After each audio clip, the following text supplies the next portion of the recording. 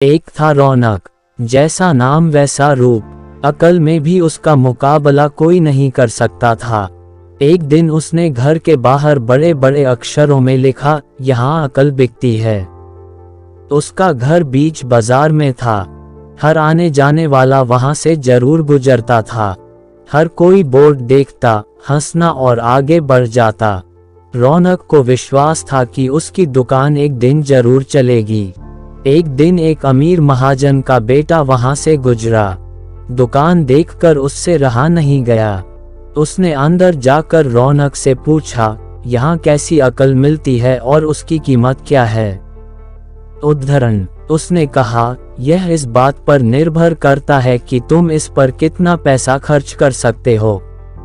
गंपू ने जेब से 1 रुपया निकाल कर पूछा, इस रुपए के बदले कौन सी अकल मिलेगी और कितनी?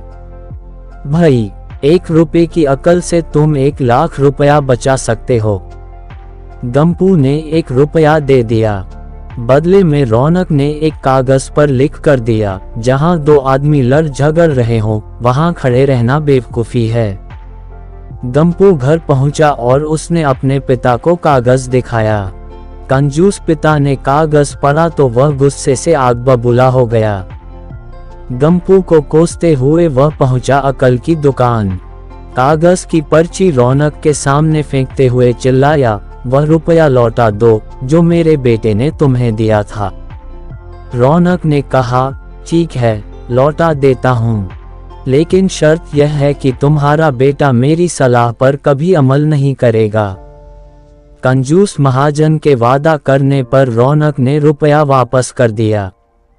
उस नगर के राजा की 2 रानियां थीं। एक दिन राजा अपनी रानियों के साथ जौहरी बाजार से गुजरा। दोनों रानियों को हीरों का एक हार पसंद आ गया। दोनों ने सोचा, महल पहुंचकर अपनी दासी को भेजकर हार मंगवा लेंगी।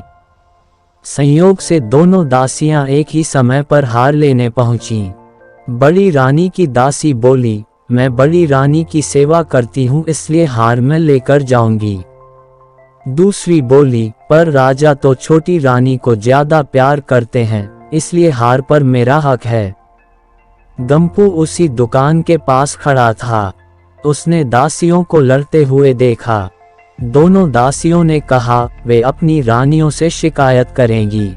जब बिना फैसले के वे दोनों जा रही थीं, तब उन्होंने गंपू को देखा।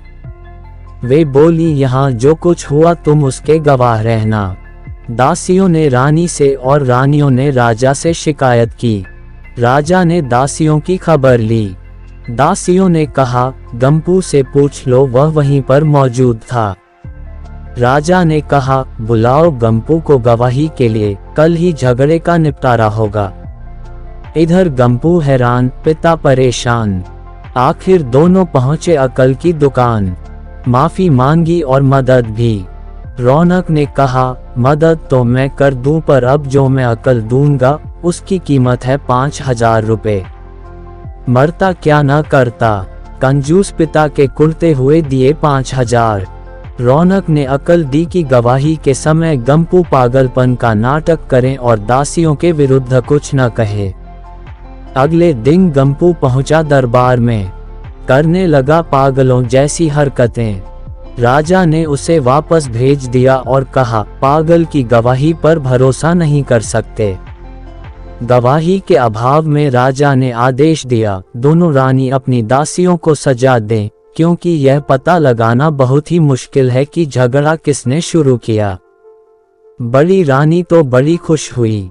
छोटी को बहुत गुस्सा आया।